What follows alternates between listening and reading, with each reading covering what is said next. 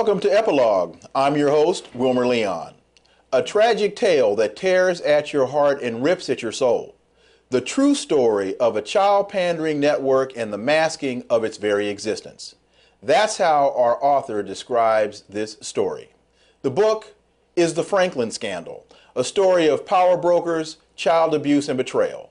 Today in the studio, we have Wayne Madsen from Wayne Madsen Report and Dr. Pamela Pine, founder and CEO, Stop the Silence, Stop Child Sexual Abuse. Wayne and Pamela, thank you both for joining us today. Thank you. The Franklin Scandal is a very intriguing story because we're all very much familiar with the story of Boys Town and Father Flanagan.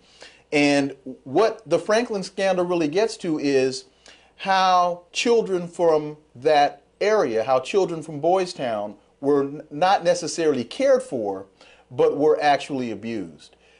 Talk a little bit about, after having read the book, how you perceive this story and your understanding of reality.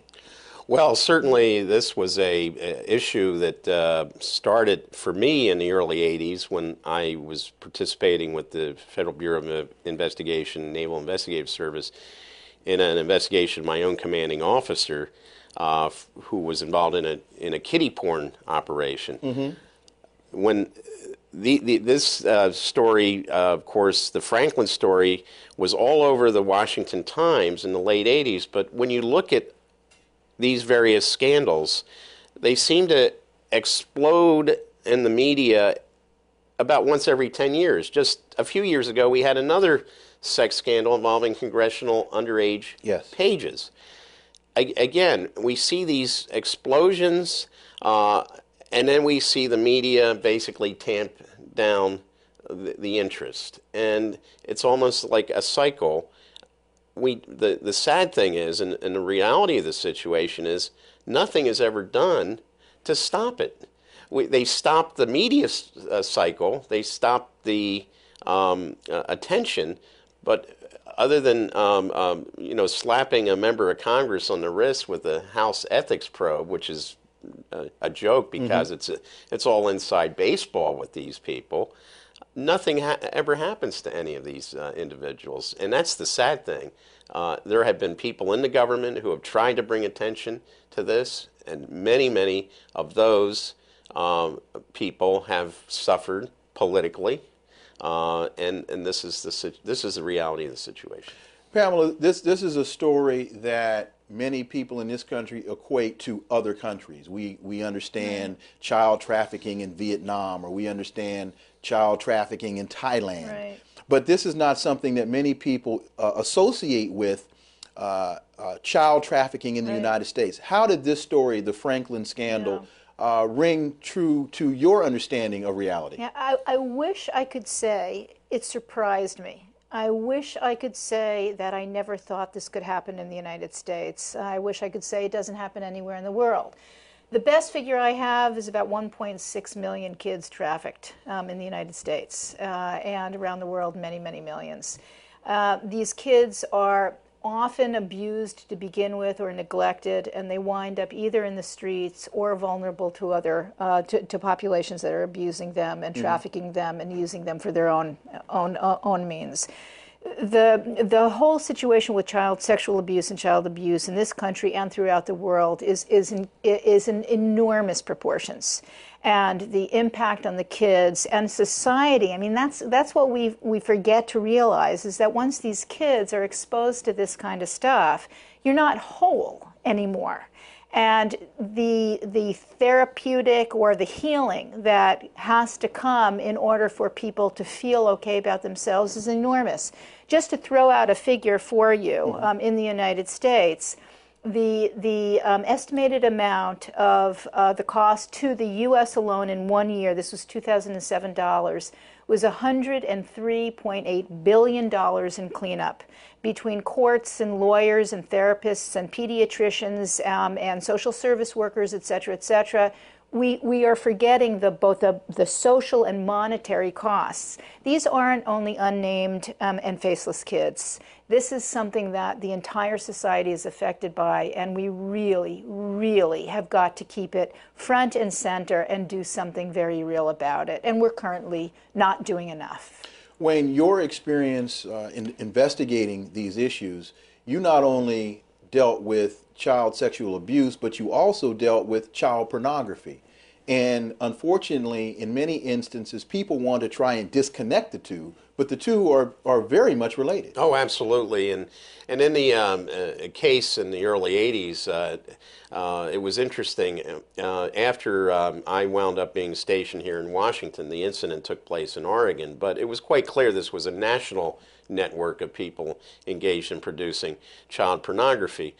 We had sort of a post-mortem where myself and the lead FBI agent and 2 Naval Investigative Service agents, we met for lunch, and that's the first time I realized when the FBI agent said, "You realize how high up this went?" And I said, "Well, I heard there might have been an admiral involved with my commanding officer." He said, no, no, no. It goes all the way to the White House. Now, fast forward to the Franklin scandal, and we have obvious White House involvement. And I think the other factor is, and you can't ignore this, that the U.S. intelligence community, particularly the CIA, has been involved in trafficking children for purposes of blackmail. This was cited in the book, Yes. The Franklin Scandal, the big scandal involving top Republican lobbyists close to the White House, the midnight tours of the White House, where even Barbara Bush said, well, how am I supposed to know what goes on at night? Well, she lives there, for one thing. But there was this a whole sense. It was in the Washington Times. The Washington Post didn't really cover it. So we see in the early 80s we had a big scandal involving call boys, underage call Yes. boys here in Washington. It was on the major news networks, NBC and ABC. And then afterwards, silence. It seems like all the people who were involved in that investigation were harassed. Politicians, state senator in New York, Ralph Marino, the head of the New York Crime Commission in the Senate, had hearings. He suffered politically. He was moved aside because of an internal coup by George Pataki, who became the governor. We saw Representative Austin Murphy, a Democrat from Pennsylvania, during this scandal, brought up the whole issue with the White House, Reagan, the Reagan White House. He was exposed as having a mistress here in Washington.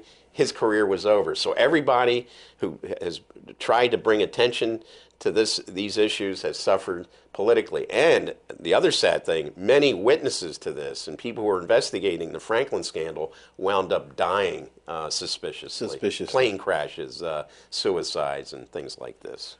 Pamela, one of the interesting subtitles, or the interesting subtitle here is A Story of Power Brokers, which is a lot of what Wayne has just been talking about. Right. The perception in many instances is these are just sick, social deviant people who none of us would ever come to contact with in our daily lives. Yeah. And what we find out here is these are folks in Congress.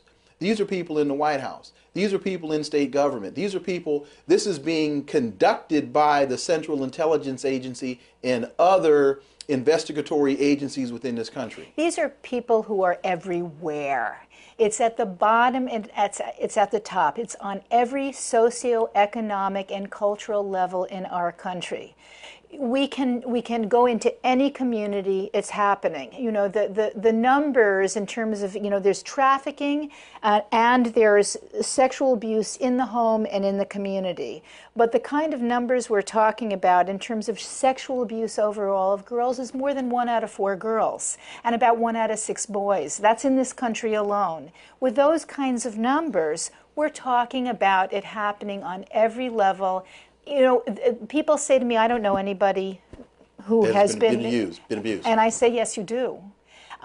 When these scandals hit, when we hear about somebody abusing kids. When, remember the Amish, when the Amish, Yes. okay, and I turned to the person next to me and I said he was sexually abused. When it came out about Foley, I said he was sexually abused. What we know. It's a cycle. It is a cycle. One thing important to realize is that, or to know, is that most children who are sexually abused don't go on to abuse others, but there's a definitive connection between those who have been abused and those who go on to abuse.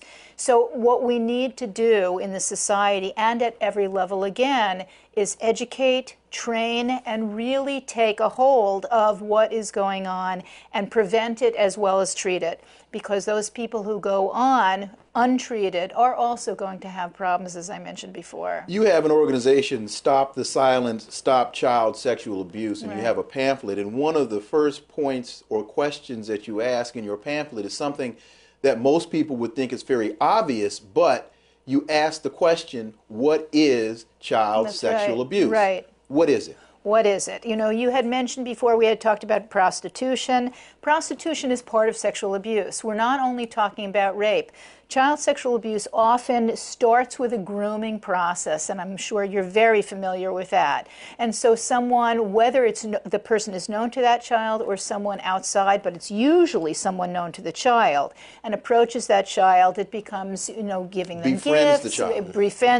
It befriends the child, provides them with gifts.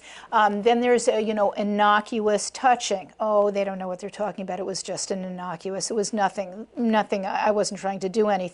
And it often goes on, and it often goes on for years, and it often ends in rape. Starting with this so-called innocuous touching or brushing. It's also prostitution. It's also voyeurism, undressing that child for an adult sexual pleasure, and it goes along a continuum like that. Oral and anal insertion of objects all the way to rape. So we have to realize also, when we're talking about child sexual abuse, that these so-called innocuous behaviors have enormous impact on the developing not only body of the child, but their brain as well. It's an enormously traumatic experience, and these kids are being impacted in an enormous way.